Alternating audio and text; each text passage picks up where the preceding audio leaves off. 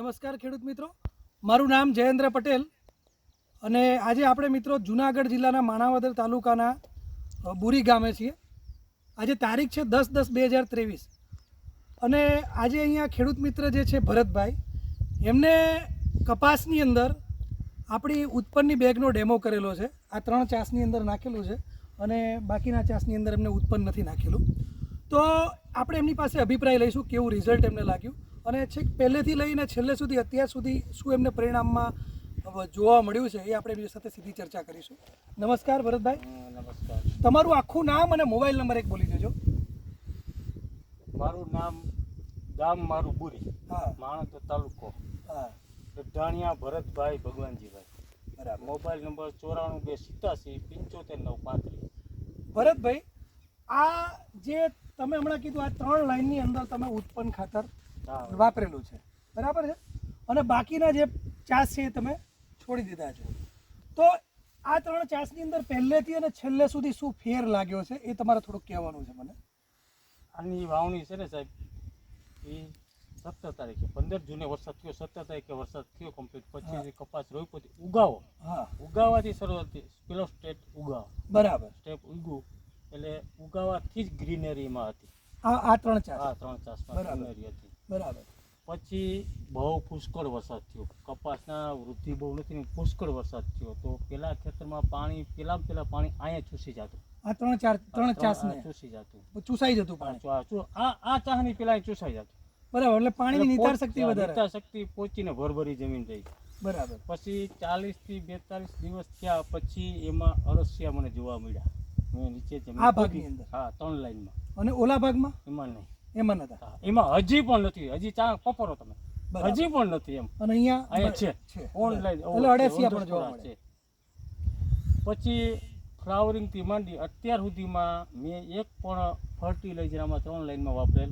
Chemical fertiliser 3 માં બિલકુલ નથી આવ વાપરેલું. નામ ઠામી અને એક બાકીના ચાસમાં કેમિકલ ફર્ટિલાઇઝર છે. હા, તમે બધા જો ચાસ જોઈ લો, એમાં એકમાં ફરક નહીં દેખાય. હા, એટલે અત્યારે બધું કમ્પ્લીટ દેખાય છે. એનો મતલબ કેમિકલ ફર્ટિલાઇઝર વગર બી આનીથી થાય. કપાસ થાય છે એ મને ખબર છે. હા. મગફળીમાં મારો ડેમો છે, નિલેશભાઈ કંડોરી આપેલો છે. હા, મગફળીમાં મારી પાસે ડેમો છે. એમાં કેટલા ચાસ કરેલા છે? એમાંય 3 કરેલા છે. બરાબર. નિલેશભાઈને હું મારી મગફળીના છોડનું વજન, દોડવાનું વજન, દાણાનું વજન બધું કરાવીને હું ઉપાડીશ ને માંડી ત્યારે જ્યારે કહેશો. પાક ઉપર આવશે ને એની હાજરીમાં કરવાનો છે. બરાબર. એ મારું એને આ કીધેલું છે. ટૂંકમાં કપાસનું અવલોકન આપણી પાસે છે. હવે મગફળીનું આપણે કરવાનું મગફળી છે એની હાજરીમાં કરવાનું છે. મારી પાસે ઇલેક્ટ્રિક કાટી છે, ઇલેક્ટ્રિક કાંટો છે. છોડનું વજન કરશું, દોડવાનું વજન કરશું અને દાણાનું વજન કરશું. બરાબર, એટલે ખ્યાલ આવી જાય. એટલે નિલેશભાઈને ખબર પડે કે જે ભરતભાઈ બોયલા ને કહેતા હતા ને એ પ્રમાણે હાજરીમાં કરેલું છે. બરાબર. અને ખેડૂત મિત્રોને ખબર પડે કે ભાઈ આ કર્યું છે. અહીંયા ગામમાં કેટલા ખેડૂત મિત્રો જાણે છે કે અહીંયા આ ટાઈપનો ડેમો કરેલો છે? ગામમાંથી તો ઘણા બધા ખેડૂતને ખબર છે. બરાબર. 35-40 ખેડૂતોને ફાઇનલ ખબર છે. બરાબર. કે નિલેશભાઈ ડેમો આપ્યો. એ લોકોનું કેવું શું છે આ જોઈને પછી? મને પૂછ્યા જ કરે છે. હા, હા, વારંવાર પૂછે કે ભરત તને જે ડેમો આપ્યો તો એમાં શું તને લાગે છે? મેં કીધું જો ભાઈ મને ડેમો આપ્યો તો ને એમાં મને ખાલી એક ખાલી આજ વાપરેલું છે, તમારું ઉત્પન્ન જ ખાલી વાપરેલું છે. બરાબર. એક જ ખાતર ફર્ટિલાઇઝર વાપર્યું છે ને એના જેવો જ કપાસ, કેમિકલ ફર્ટિલાઇઝર જેવો જ છે ટૂંકમાં. ખાલી એકલું ખાતર વાપર્યું. ખાલી એટલું જ ઉત્પન્ન ખાતર એક જ. પછી મારી હાજરીમાં સાહેબ આવ્યા હતા, પટેલ સાહેબ ને કંડોરિયાભાઈ અને રોહિતભાઈ. એને પણ મેં બતાવ્યું કે આમાં જોઈ લો ફર્ટિલાઇઝર છે ને આમાં નથી. હા, એને બતાવ્યું તો ચાસ ગોતી ગા નહીં કે અહીંથી ફર્ટિલાઇઝર છે ને આમાં નથી.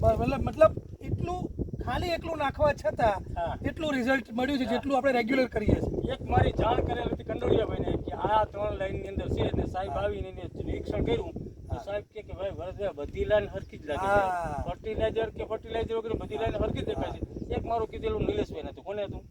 કંડોરિયાભાઈ. કેમ કે મને એને ડેમો આપેલો હતો. બરાબર. એટલે આવતી સાલ છે ને હા, કમ્પ્લીટ મારી 42 વીઘા જમીનની અંદર 200 થેલી હું વાપરીશ. એ ફાઇનલ વાત મારી. ઉત્પન્નની બીજી પ્રોડક્ટ તમે જોઈ છે ખરી? બીજી પ્રોડક્ટ મેં જોઈ નથી. મને પેમ્પલેટ રોહિતભાઈ આપેલું હતું. હા, એટલે મેં પ્રોડક્ટ વાપરી નથી. પણ આવતી સાલ હું જે વસ્તુ પર જઈશ ને એ સંપૂર્ણ ઉપયોગ કીટ પ્રમાણે જ જશે ટૂંકમાં. આપણા ગામની અંદર તમને શું લાગે છે આ જોઈને વાપરશે બીજા ખેડૂતો? 102%, 100% ની 102% વાપરશે. હા. ચલો, સરસ સરસ. તો એ નિલેશભાઈ તમને કે ભરતભાઈનું આજે બુકિંગ થયું, હું કાલે એટલા થેલીનું બુકિંગ થઈ ગયું. બરાબર, સરસ સરસ. તો જોયું ખેડૂત મિત્રો, અહીંયા રિઝલ્ટ એમને બહુ સારું લાગ્યું છે અને એમના કહેવા અનુસાર કે ભાઈ આ ગામની અંદર પોર ઉત્પન્ન આવતી સાલ સારામાં સારું જશે, કેમ કે આ રિઝલ્ટ અહીં દેખાય છે અને એમને ગમ્યું છે. અને સાથે સાથે બીજા ખેડૂતોને જોયું છે, એમને ખબર જ હશે રિઝલ્ટ. કેટલા બધા ખેડૂતો હજી સાહેબ જોવા આવશે, પાકમાં કપાસ તૈયાર થાય ને બરાબર. એટલે જોવા આવશે જ ઓકે ઓકે. કે આમાં જીંડવાની સાઈઝ કેવી હતી, હું થયું, આની પાછળ રહી ગયું કે આના બરાબર કમ્પેરિઝનમાં ફર્ટિલાઇઝર બરાબર, નિરીક્ષણ કરવું જરૂરી છે. એમ તો ખેડૂતો અમારા ગામમાં પણ આપણે જે મીટિંગમાં બોલ્યા હતા કે ભાઈ અળસિયા આવશે, હા, એ જમીન બધું. પોચી થઈ હા, જશે, હા.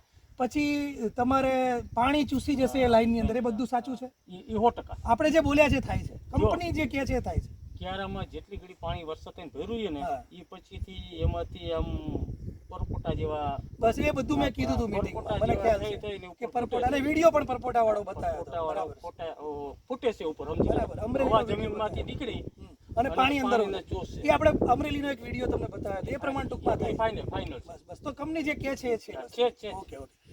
તો આટલું કહેવું હતું, એમનો અભિપ્રાય આ છે. તો ખાસ ખેડૂત મિત્રો, અમારી ઉત્પન્નની જે ચેનલ છે યુટ્યુબ ઉપર, ખાલી ઉત્પન્ન ઓર્ગેનિક ફર્ટિલાઇઝર સર્ચ કરી અને તમે બીજા વિડીયો પણ જોઈ શકો. આ વિડીયો પણ ટૂંક સમયમાં એ ચેનલમાં મુકાશે. નમસ્તે.